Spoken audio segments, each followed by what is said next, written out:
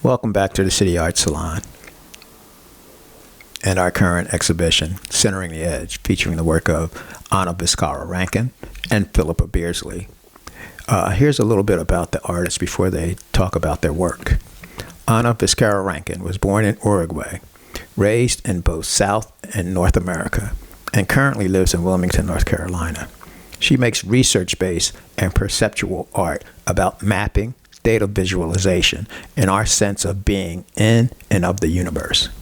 The scale of her work ranges from monumental to delicate and diminutive, from subatomic space-time to global and cosmic perspectives. The work in this exhibition is from a collage series Ana calls Flesh Planets. They are maps of what is us and what is other, composite diagrams of how skin and environment are color-coded, smoothed, groomed by the camera and print production. They are hyper objects made of denuded people, places, trees, turned to pulp and pigmented, consumed, recycled. They offer a multiplicity of worlds, each with its own reality and orbit. They remind us that in the extraordinary complexity of our known universe, our planet stands as the unique example of a living ecosystem. Flesh Planets documents how humanity is continually in the process of defining what consciousness is, what is considered worthy and desirable or exotic, what is precious and what is garbage. Philippa Beardsley lives, works, and paints in Philadelphia. Her goal is to create pieces that can work together as a group and also stand alone as individual paintings. She likes to work on many paintings at once and to make arrangements with her pieces, similar to the relationships among tarot cards. These arrangements may change and exist in many ways. The painting begins with the construction of the wood panels or cigar boxes and other box-like objects that she deconstructs and turns into painting surfaces. Her paintings develop in layers and are painted from memory. She paints what she loves. The paintings in this exhibition are about Philippa's relationship with architecture in Philadelphia, in particular, buildings she encountered on walks in Fishtown and Kensington. For example, Pizza Parlor is about the sensory experience of her favorite pizza place walking by every day, sometimes going in, smelling the pizza and the bubbling hot cheese, looking in through the windows and seeing the people inside. Thief is based on two buildings, one little brick house painted white, and the other building that was missing a window had a large rectangular hole where it once was. She would walk by this building, look into the hole for some kind of memory that might be left on the walls. Switch is also inspired by the building with the missing window, as well as discarded switch plates she picked up on one of her walks. And here's Ana Vizcarra Rankin and Philippa Beardsley.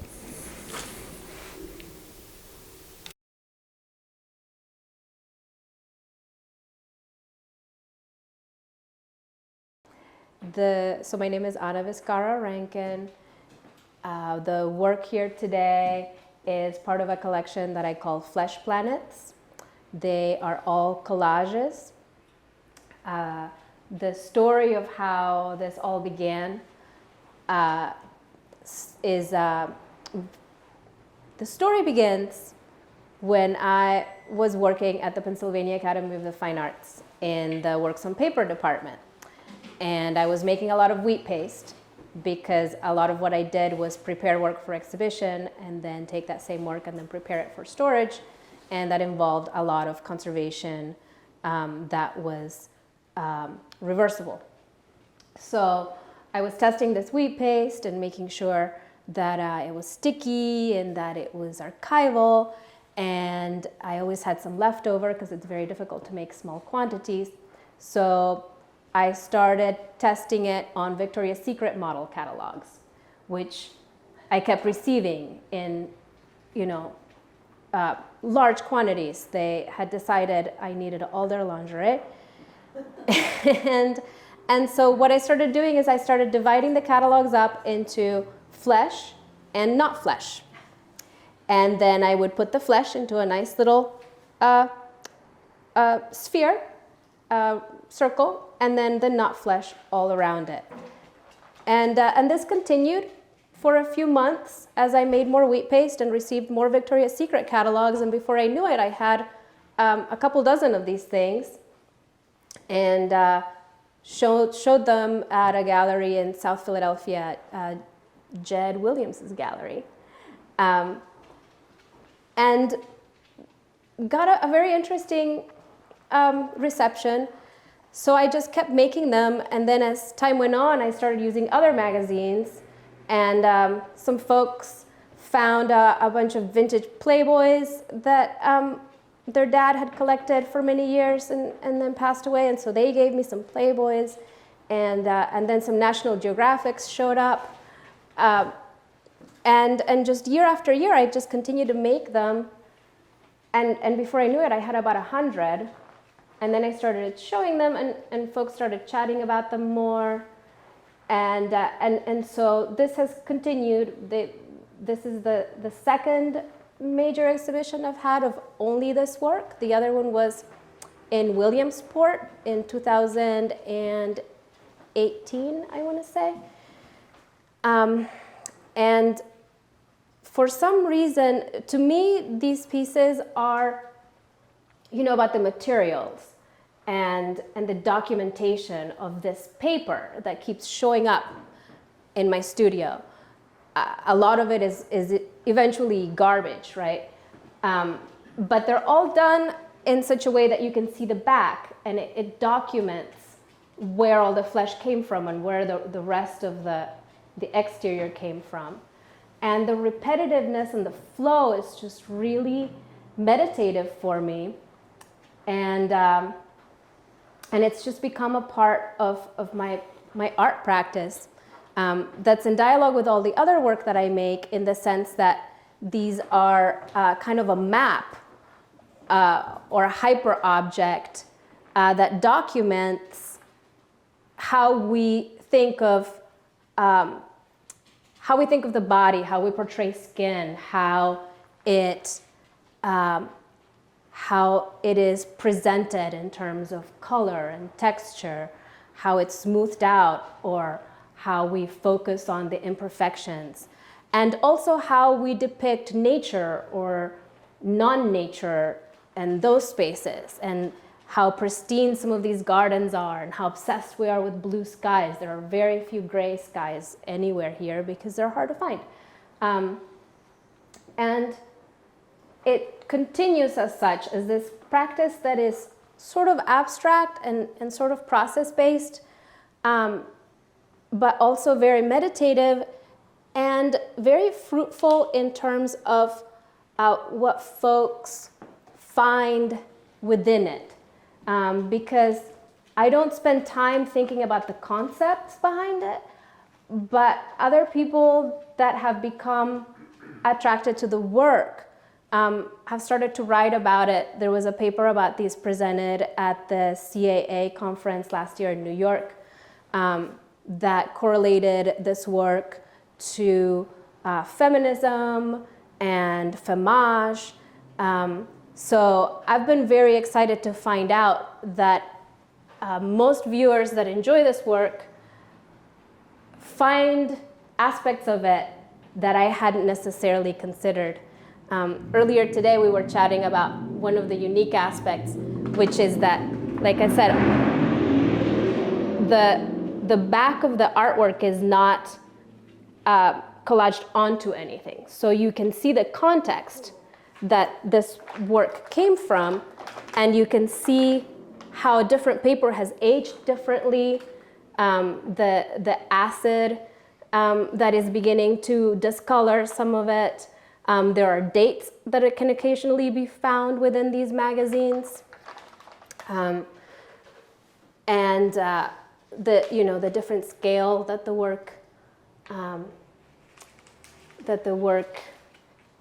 takes, and then using magnets to install it became a thing, so that the work itself is not damaged. The other pieces that I wanted to chat about, there are two new ones that I'm sure you can get close up to them at some point, that I've begun to use resin for. Then this piece is one of the new ones. I call this one Afrofuturism, and it is made exclusively of National Geographic and NASA images. And then this grouping right here features one of the woven pieces, which is also a new development of taking this paper and weaving it together. But as you can see, the back is still very much this sort of documentary style of its own, it's its own artwork.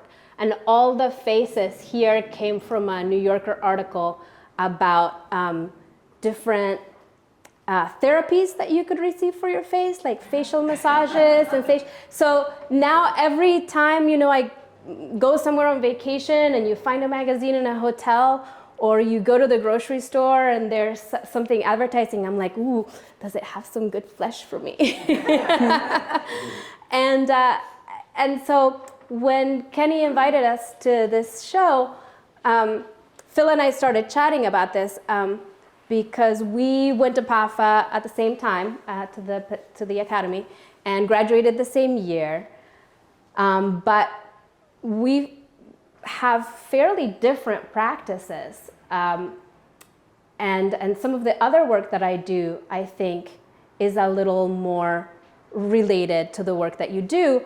But we were really excited to show these two forms of work together, and I was so amazed by how many of the colors and the shapes in this particular body of work coincided and was in dialogue with the colors and the shapes that were in your work, and this and all of these ideas of our edges being so important to us, particularly the uneven edge, but then having also this center that was consistent in all the work. So this idea of the iconography of the center and the importance of the periphery and the uneven edge.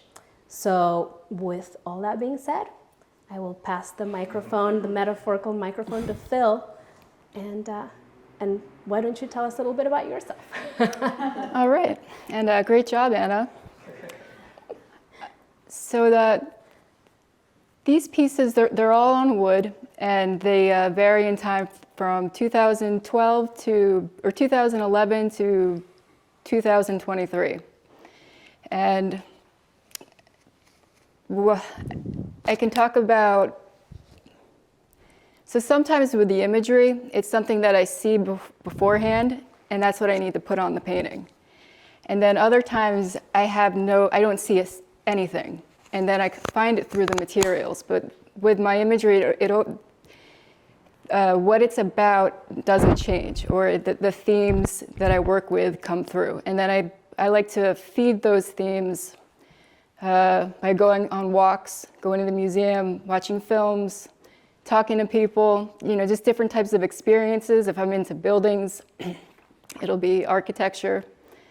And so I do that, and then I go in my studio and I work from memory. And it starts with the structure. So it starts with this. And some of these I build and put together, and then others are cigar boxes that I take apart and then cut glue on and mount that on top in relationship to the edge of the box. And so the painting really does start there, and I'm prepping them. And then, I'm either responding to the materials or responding to something that I see in my head and need to see on the surface. Yeah. And yes, and I was also very, very pleased with, because Ana and I didn't plan it really. We didn't, well, we talked about it and we sort of planned it, but we didn't know it would come together this well with a lot of the pieces and the shapes. Any questions? Yay! All right, thank you, both Anna